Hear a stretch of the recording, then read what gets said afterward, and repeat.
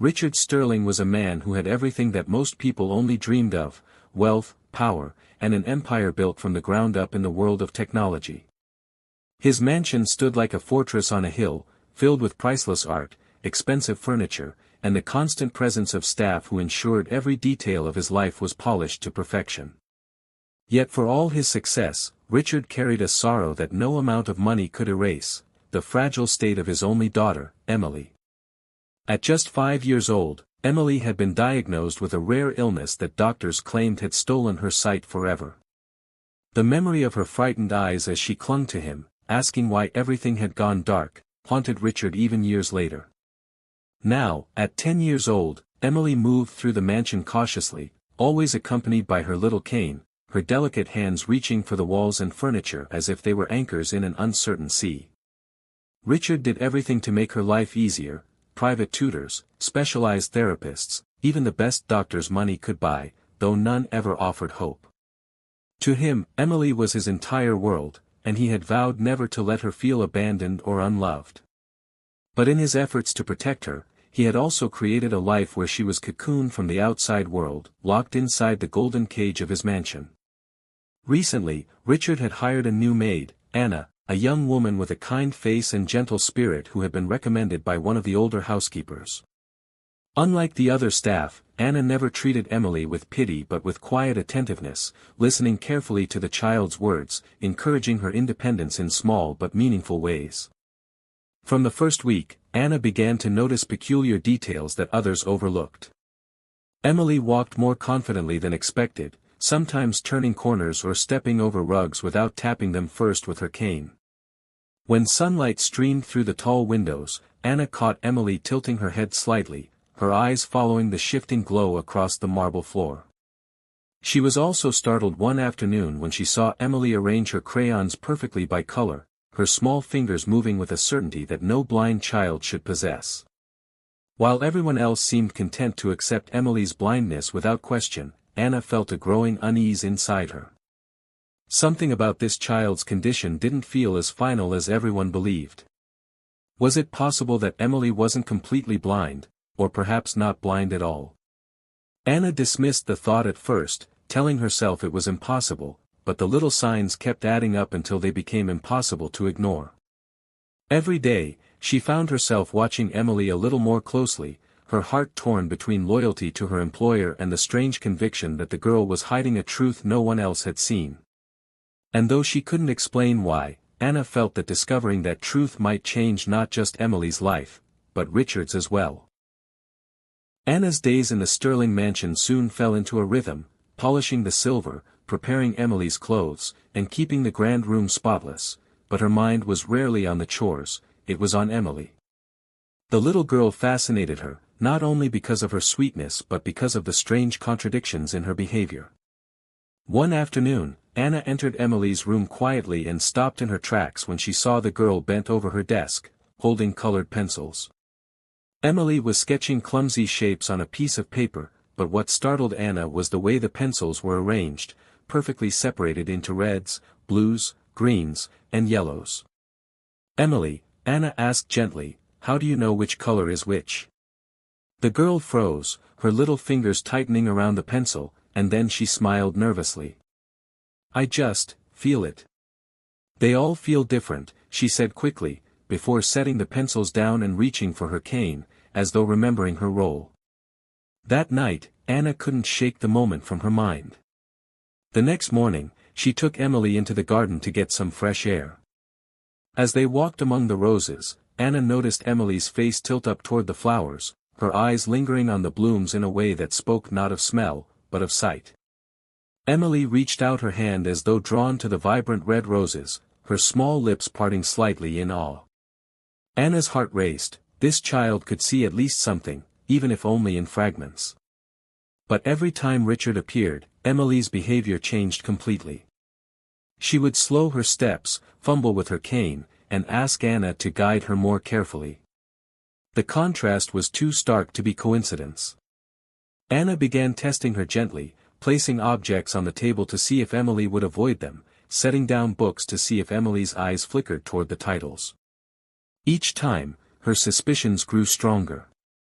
Yet Anna didn't want to frighten the girl, nor did she wish to betray Richard without proof. One evening, as Anna tucked Emily into bed, she heard the child whisper softly into the dark, not knowing anyone was listening. "Daddy loves me because I need him," Emily murmured. "If he knew the truth, he wouldn't." The word struck Anna like a blow to the chest. Suddenly, everything made sense: the careful act, the fear, the secrecy. Emily wasn't pretending out of mischief, she was clinging to the only security she had ever known. Richard's devotion had blossomed after her blindness, and in her innocent mind, regaining her sight might mean losing her father's love. Anna sat by the window long after Emily had fallen asleep, her thoughts in turmoil. Should she confront the girl, or gently coax the truth from her heart? Should she tell Richard, a man who seemed to worship the ground his daughter walked on, yet lived in ignorance of the most important truth of her life? Anna realized that this was no longer just about a child's secret, it was about the kind of love that could either shatter or heal a family forever. The more time Anna spent in the Sterling mansion, the more her instincts told her that something about Emily's blindness was not what it seemed, and though she tried to push the thought away, small signs kept gnawing at her mind like whispers demanding to be heard. One afternoon, while tidying up Emily's playroom, Anna found the girl sitting cross-legged on the carpet, a coloring book open before her and crayons scattered around. At first Anna thought nothing of it, until she noticed Emily was carefully filling in the petals of a sunflower with yellow, never once scribbling outside the lines. Anna's heart skipped a beat. "That's very pretty, Emily," she said softly, testing her. Emily jumped slightly, as though caught, and quickly pushed the book away. I just like feeling the paper," she stammered, her tiny fingers fumbling for her cane, her eyes carefully turned toward the floor. Another day, Anna took Emily into the garden at Richard's request, and as the sunlight spilled over the roses, Emily's gaze seemed magnetized to their blooms, her eyes shimmering as if drinking in the crimson petals. She bent closer, not like someone smelling flowers, but like someone admiring their beauty.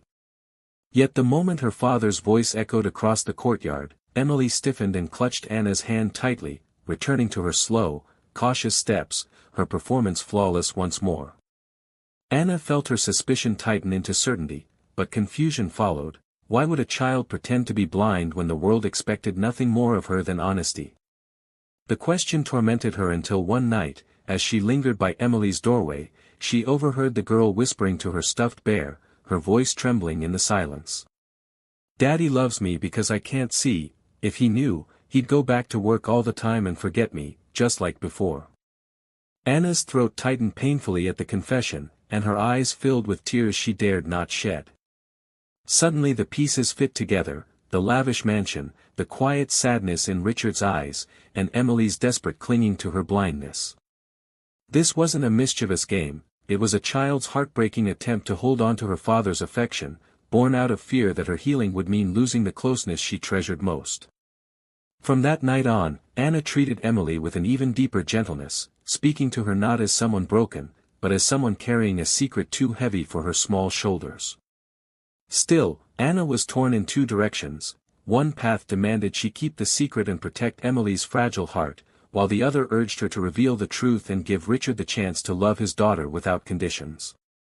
As she lay awake in her small room at the mansion, Anna realized this was not just a secret she had stumbled upon, it was a test of courage, loyalty, and the power of love itself.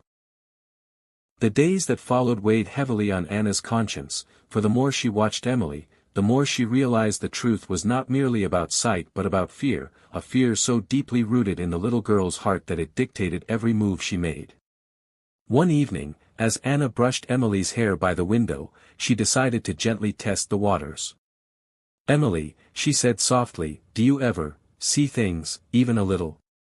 Maybe light or shadows?" For a moment Emily froze, her small hands tightening around the edge of the chair, and then she shook her head quickly, her voice almost panicked. "No, Anna. I'm blind. Daddy says so. The doctors said so too."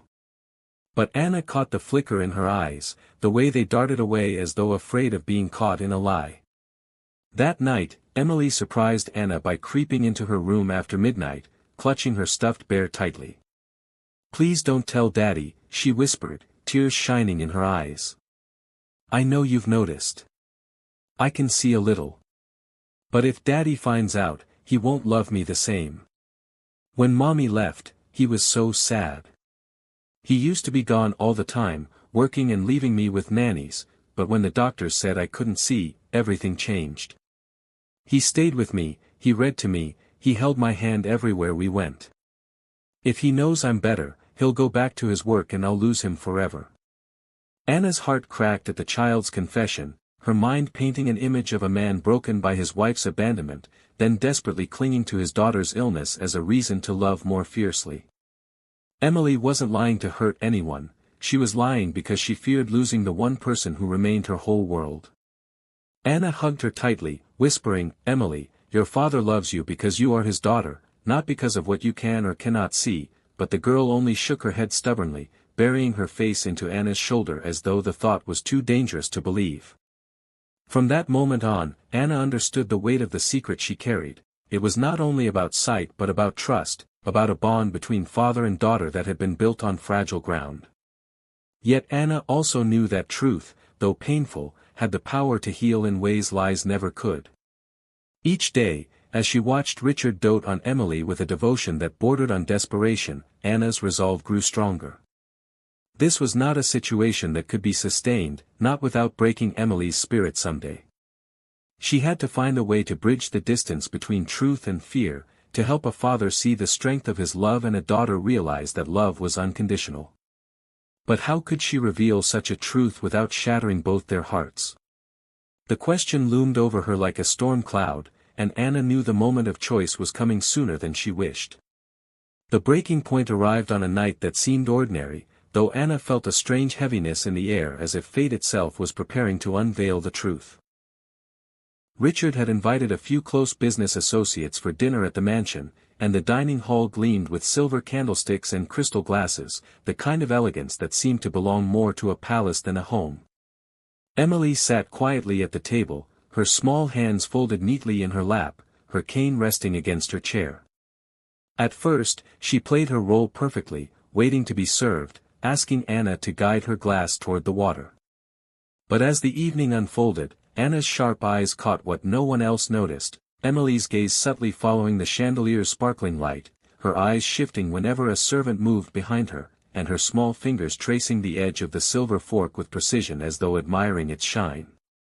The sight twisted Anna's heart, for she could see how hard the girl was fighting to maintain her disguise, and she knew that this charade could not continue without destroying Emily's spirit.